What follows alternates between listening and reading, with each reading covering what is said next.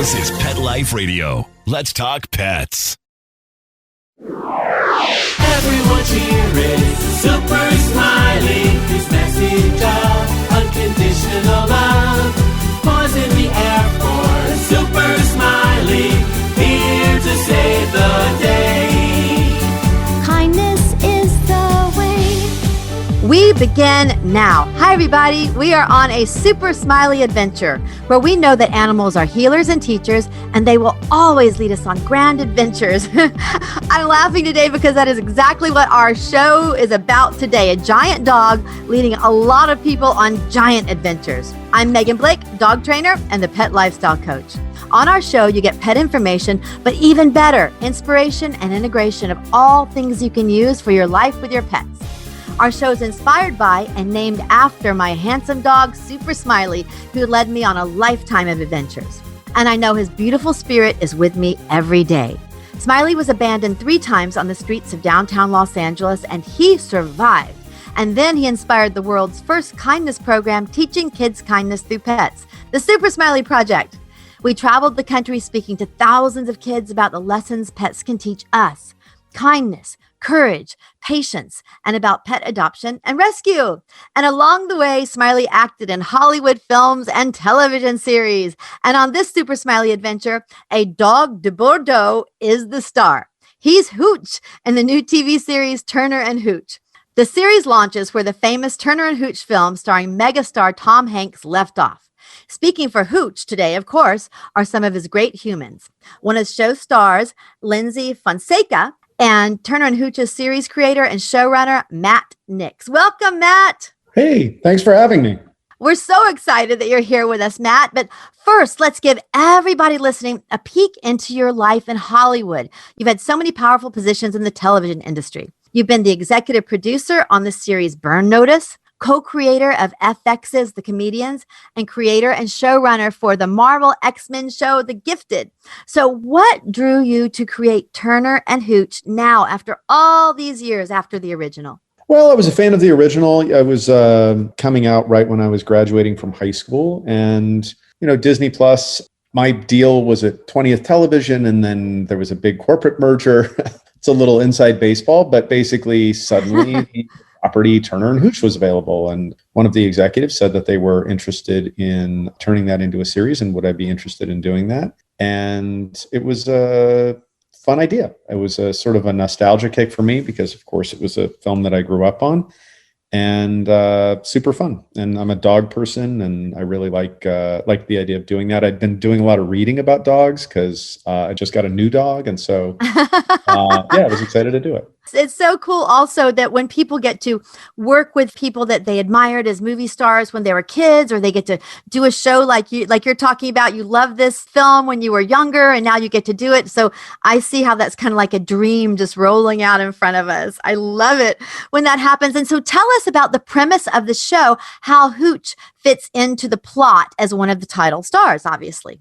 Well, basically, the idea in the show is that the son of the Tom Hanks character from the original film, he is an up-and-coming U.S. Marshal in San Francisco. He's kind of like his dad was. He's very buttoned up and very career-oriented and wants to do really well and has his life kind of just so. And the idea in the show is that the character from the movie has recently passed away. I mean, obviously, we were not going to get Tom Hanks for a TV series, and so sort of had to make a choice to just do that. And the show is actually very oriented around the Tom Hanks character. There's a whole part of it where they're investigating his last case, and there's a lot of talk about that character, but he's passed away right before the series.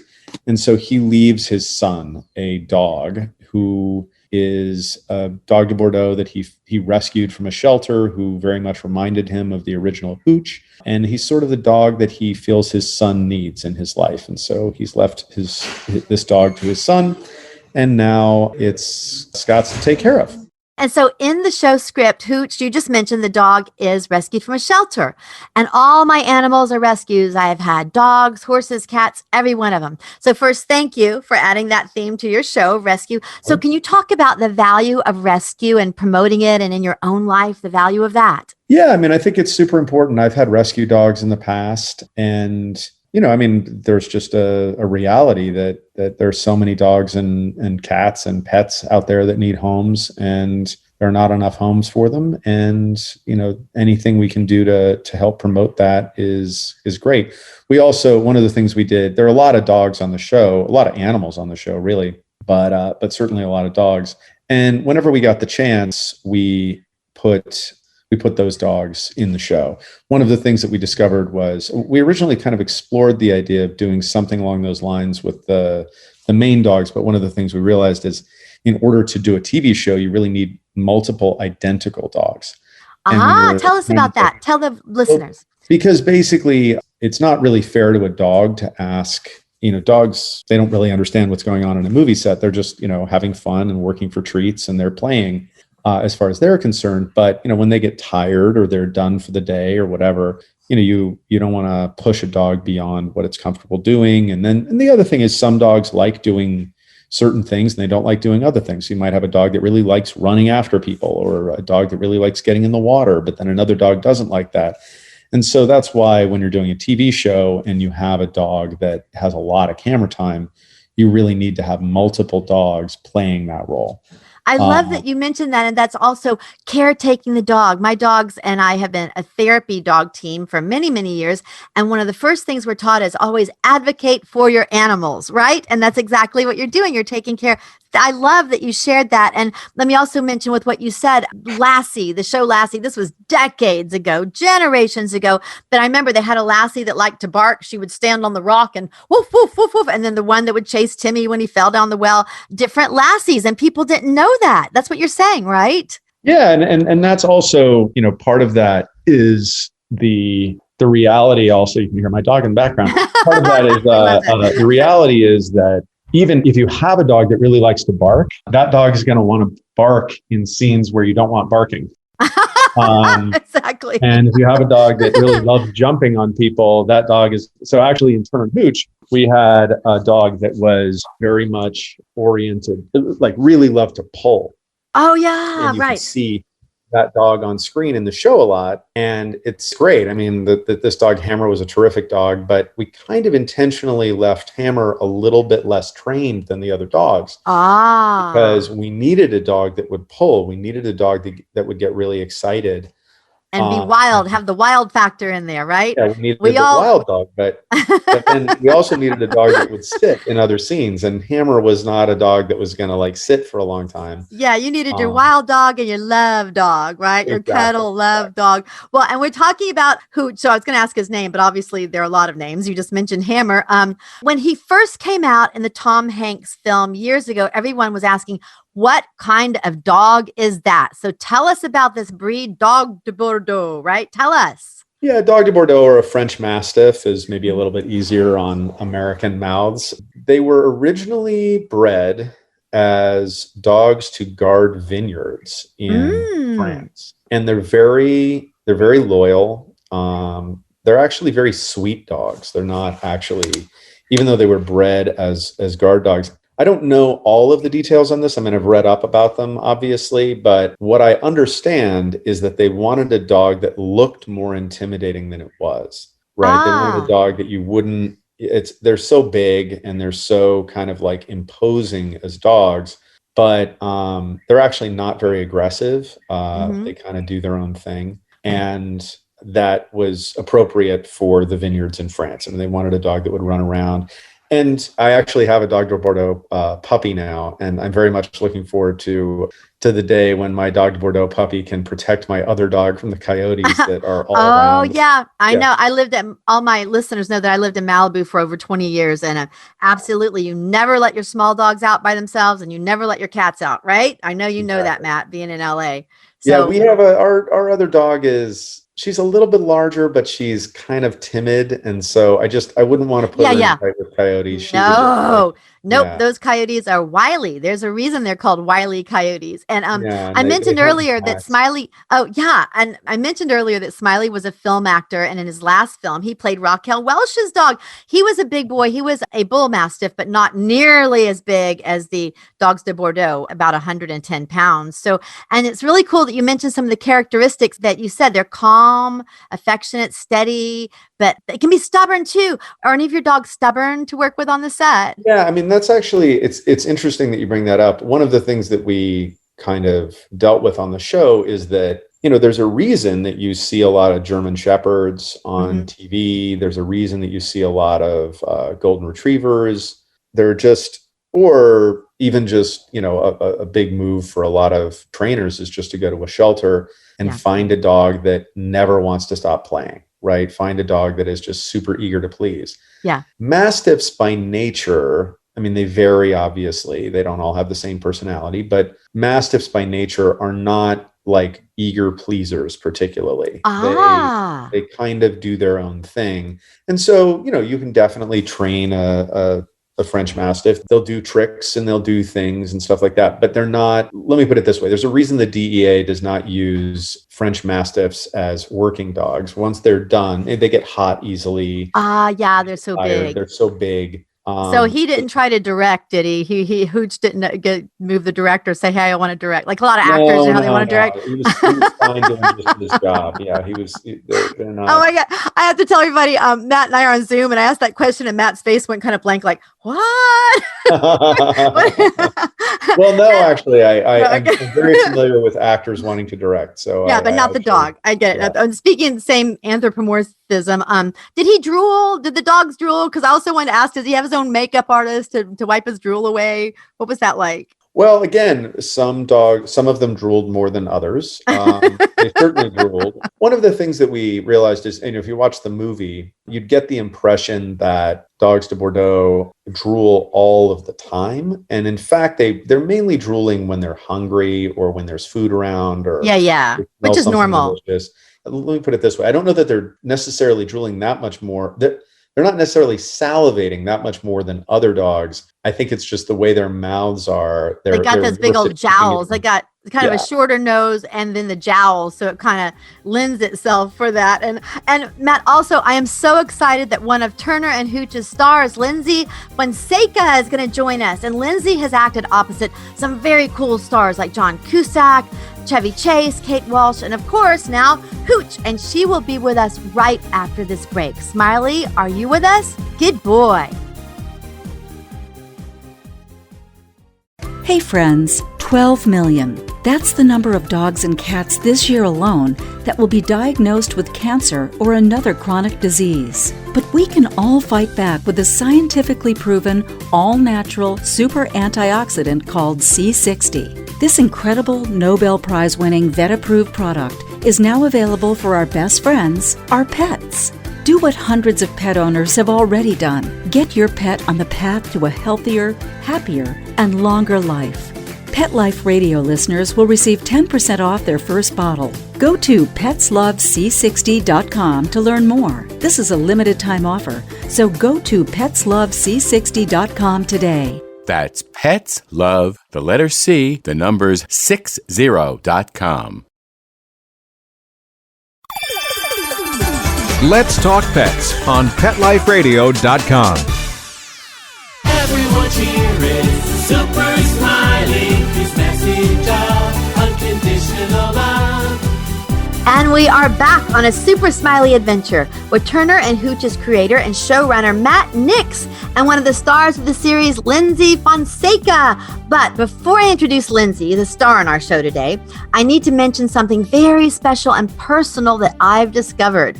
Now, I know you all know that I'm always on the lookout for ways to improve our adventures and lives with our pets. And you all know how much I loved and still love my dear Super Smiley and Starfire. And if there's any way I can help our pets live longer, live with less pain and less dis-ease, I will share it with you. And I've literally found a Nobel Prize winning wonder molecule, an antioxidant over 172 times stronger than vitamin C, with over 28,000 published papers on its ingredients.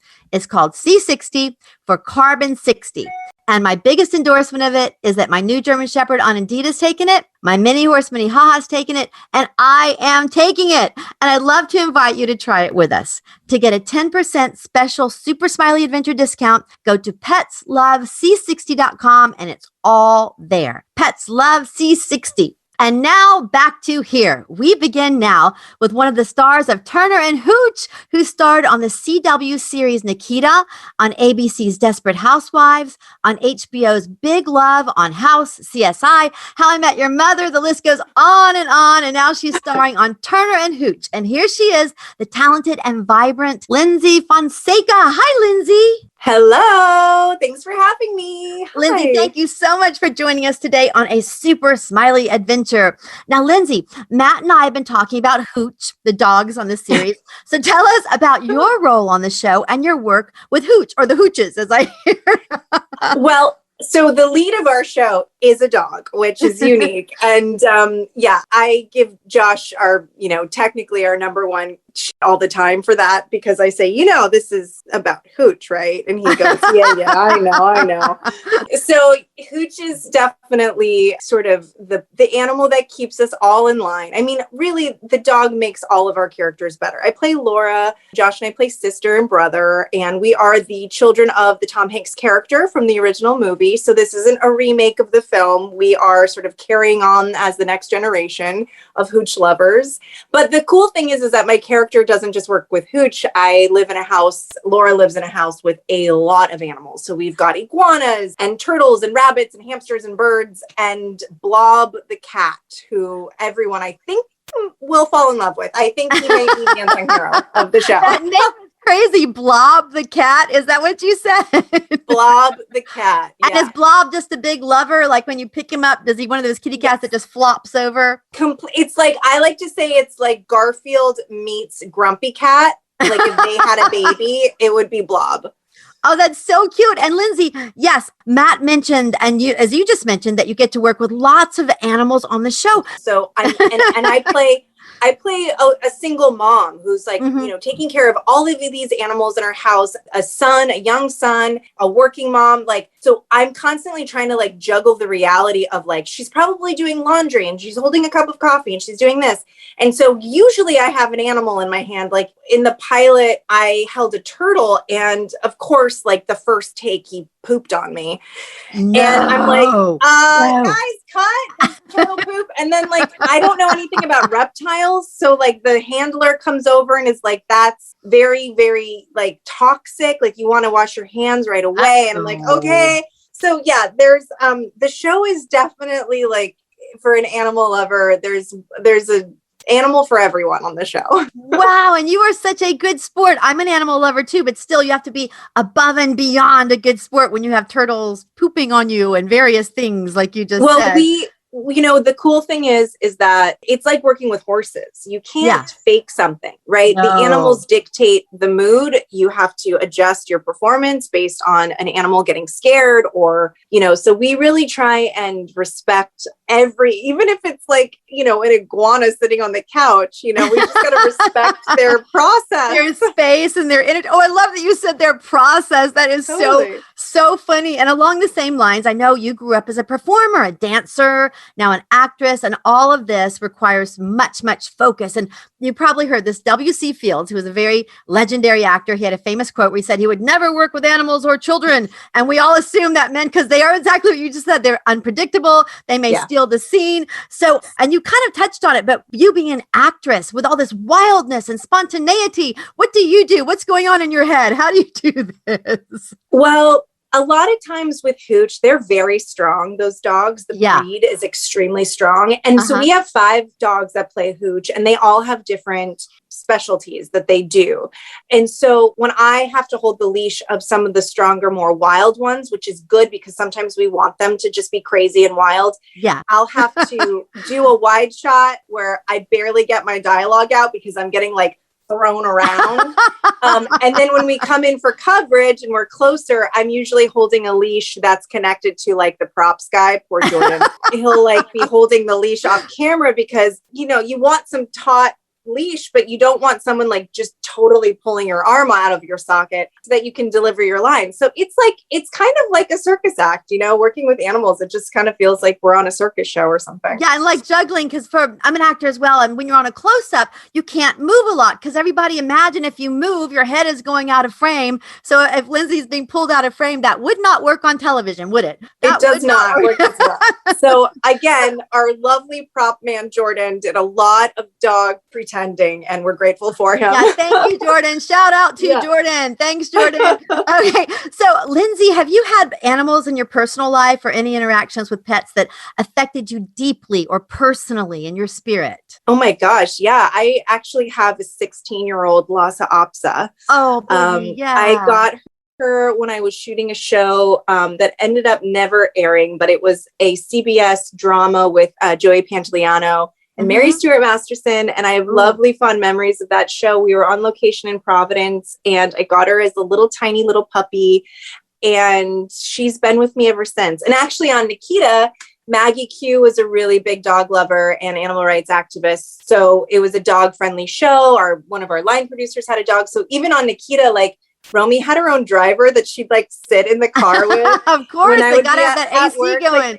Like, everyone loved her. And so she would just like sit in his truck and like run errands to the, camera department with him. And now she's almost, she'll be 16 next month. And, she can barely see, she can barely hear, she can barely walk, but she's not in pain. So she's totally eating and drinking and all the things. But I know living the life. Yeah, with you loving her. I'm just trying to embrace every day that she's healthy and with us because, she's had a long, privileged life, this little dog. Yes. And I love that you said embrace every day. That is so wonderful. That actually leads me right to my next question on the Super Smiley Adventure. And for me personally, I know that animals are healers and teachers. So what is Hooch or your little dog or any of the animals? What have you learned from them in your life? Well, I think honestly, I don't mean to compare pets to children, but I do think there is some training there. I think having animals before kids is always a good idea because it's really not about you a lot of the times, right? It's like kind of getting out of your selfish ways of what you want to do that day. And, Romy has her needs and she has taught me a lot about parenting. I mean, I got her when I was 19 years old. Wow. So I was still a kid. Of course, I didn't think I was a kid at the time, but looking back now, I think of myself as a child at 19. But yeah, I think they just teach us a lot and make us better people. I love that. I agree. They teach us empathy and responsibility, all these wonderful things. And when I first introduced Matt on the show, I said that Hooch was actually the star of this show today. But we have some human stars coming in to speak for him, which is you. So is there anything else about the show that you think Hooch would want to share with us? Anything you want us to know or Hooch would want us to know before we say bye to you? Well, the cool thing is about Hooch, about the show, is that usually Hooch knows what's going on before any of the humans. Ooh. So I think as a viewer, when you watch, just always know Hooch is usually right. And it takes the rest of the humans to catch up to his brilliance, to catch up to what he's trying to tell us and decipher it and decode it into our human brains. And at the end of each episode, usually Hooch is right. I love that. That is so cute. And Lyndsy, we cannot wait to see the whole series, every single episode. Thank you so much, Lyndsy Fonseca, for joining us today on Super Smiley Adventure. Thank you, Lyndsy. Thanks, you guys. Have a good one. Bye. Take a bite out of your competition. Advertise your business with an ad in Pet Life Radio podcasts and radio shows. There is no other pet-related media that is as large and reaches more pet parents and pet lovers than Pet Life Radio. With over 7 million monthly listeners, Pet Life Radio podcasts are available on all major podcast platforms, and our live radio stream goes out to over 250 million subscribers on iHeartRadio, Odyssey, TuneIn, Stitcher, and other streaming apps. For more information on how you can advertise on the #1 pet podcast and radio network, visit PetLifeRadio.com/advertise today. Let's talk pets Let's talk pets on Pet Life Radio. Pet Life Radio. PetLifeRadio.com. Hi, I'm Jerry Ryan, and I'm on a Super Smiley Adventure. Everyone's here is Super Smiley. His message of unconditional love. And we're back on a Super Smiley Adventure with creator and showrunner for Turner and Hooch, Matt Nix. Welcome back, Matt. So Matt, Lyndsy sounds like she loved working with Hooch. How do you think dogs in general add to a film set or a project? What do they add? Well, I mean, they add a lot of things. I think for the actors, they add an element of unpredictability. I mean, one of the things that Lyndsy did was she worked with so many different animals on the show. So, in playing a vet tech, she got to work with a bunch of different dogs, with birds, with lizards, with turtles, everything. And, the great thing about animals, and it's one of the reasons that we have them in our lives, is they're going to do what they're going to do. They have their own personalities and they kind of keep you there in the moment. And that's a really good thing for an actor. Because, if the dog decides to jump on your lap, you got to react to that. And that can keep a performance really honest. And there's something comforting about it, just knowing that, you got to be there with the animal. I love that. And I'm an actor as well. I love that you mentioned dogs keep you spontaneous, in the moment, really real as an actor, but they also do that in real life. Do you agree with that? They bring us right back to the moment, right? Oh, absolutely. Yeah. I mean, I think when you're with your dog is not thinking about the rest of the day. Your dog is not thinking about plans for the future or what happened yesterday, or, your dog doesn't have opinions about you beyond like what's going on in the moment. I think that's like really the way helpful. you said that. The dog doesn't have opinions about you beyond boom, what he sees and what you really are right then. And Exactly. Matt, I watched the trailer, the one that's on IMDb, and I love the scene where the woman reads that Tom Hanks has left his son a note, and the son said, "Everything I care about in my life started with a dog." I can barely read that without literally, oh my God, it just touches my heart. What are your thoughts on that? Well, yeah, I mean, that was a very important part of it for me, just thinking about the movie and how that dog changed the Tom Hanks character's life, and how, certainly he became a dog person, but he also, marries the Mayor Winningham character. He also is living in Cypress Beach. He's refocused his life. And, in my version of what happened after that, he wound up having kids and living this great life in Cypress Beach. And that is something that wouldn't have happened were it not for the fact that he met Hooch. And that was a really important thing. And it's also, what he wants for his son. He wants that element of unpredictability, that element of presence that animals bring to our lives, that, to focus his son and remind him of what's really important.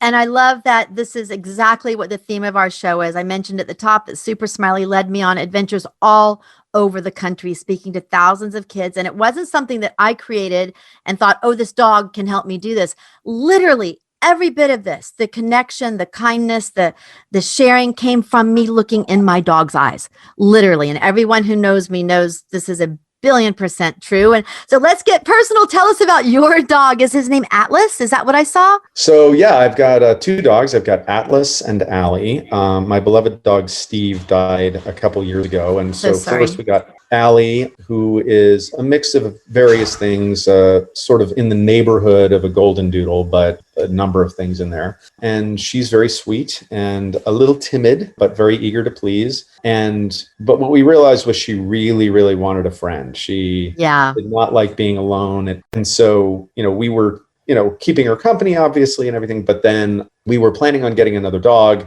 And then basically through the show, I needed to take some pictures with a French Mastiff for the show. And we wound up going out to a breeder's place, and they happened to have a puppy that needed a home. And my family was like, "Oh, we need the puppy." And so that was how we wound up with Atlas, who has feet the size of tennis rackets. And oh my gosh. Sure is going to be a gigantic dog.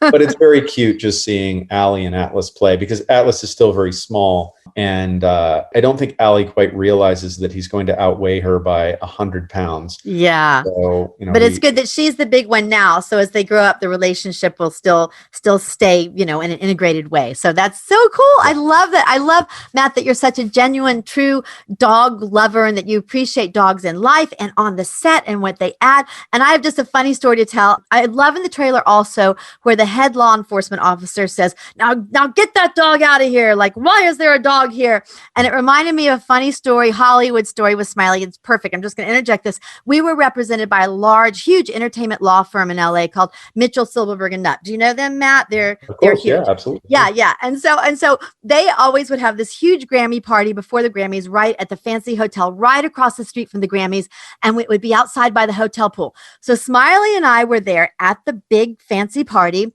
and one of the older, very older, distinguished lawyer. He had on a 3-piece suit, and he said, "Why is there a dog here?" And one of the other lawyers said, "Oh, he's a client." And the other lawyer said, "Very well, carry on."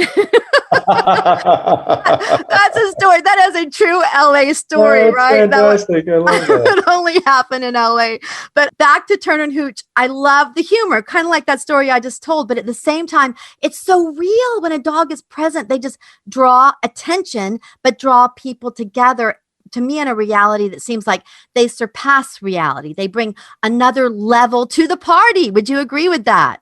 Yeah, I'd even go a little bit further and say that, one of the things in the show is that we really kind of come back to again and again is this idea that dogs make us better. Yeah. Dogs make us better people. And, it certainly happens with Scott, but, over the course of the season, Hooch brings Scott back together with his family. Hooch is key to helping to solve his father's last case. But even, there's a wonderful episode that we really love doing, the 10th episode, where Hooch is just riding around. They're transporting a criminal and some stuff happens, and Hooch winds up riding around in the back of a car with this criminal that they're transporting, who over the course of the episode kind of decides to change his life utterly and just loves being with this dog and loves helping solve this crime, and goes from a bad guy to a good guy over the course of the episode. And it's a really sweet thing. And that, I think, it's just something that we come back to over and over, this idea that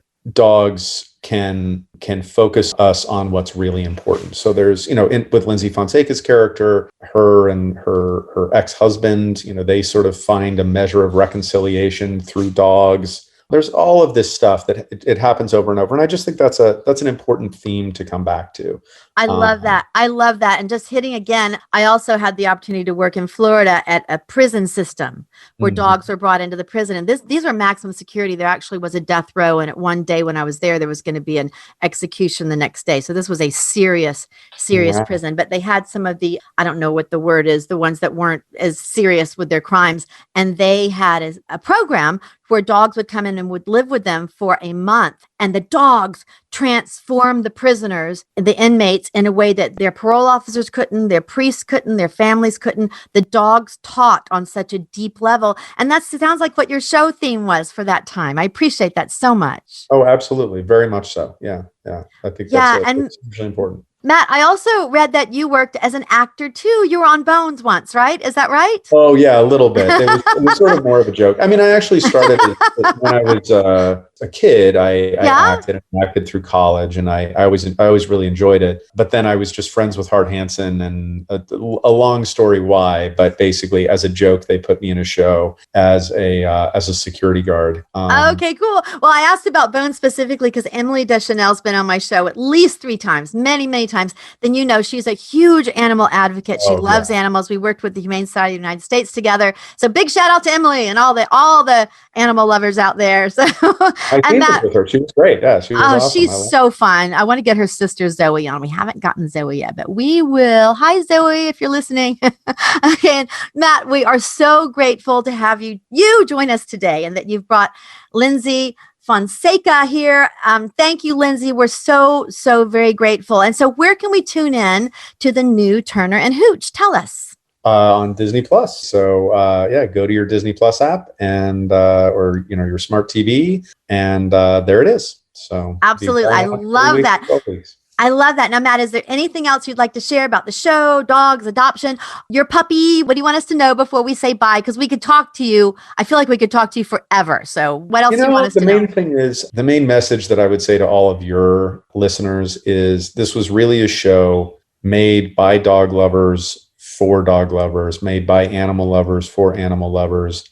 And I really think that comes across. There's no way that you can watch the show and not see that we all really care about the message of the show. And this is not a thing that anyone was doing cynically. This was not like, oh, let's make a TV show. People like dogs.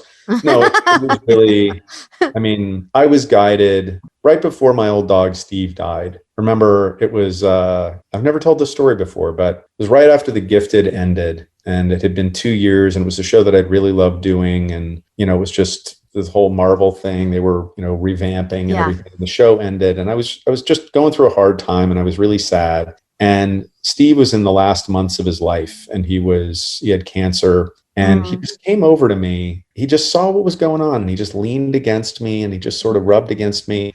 And he'd never done that quite that way. And he just looked up at me, and he let me know that he was there for me. And when I got the call about Turner and Hooch, I was like, this is something that I got to do for Steve. And that was what really got me there. And that was sort of a guiding light for me in writing the show. And I think that comes across.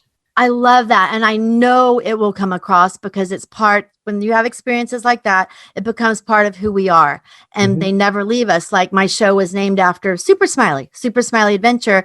And on my commercial breaks, I still say, Smiley, are you there? Oh my God, I can't even say it without, breaking up, because they are always with us, right, Matt? Always. Absolutely. Okay, good. So we got to end on a happy note.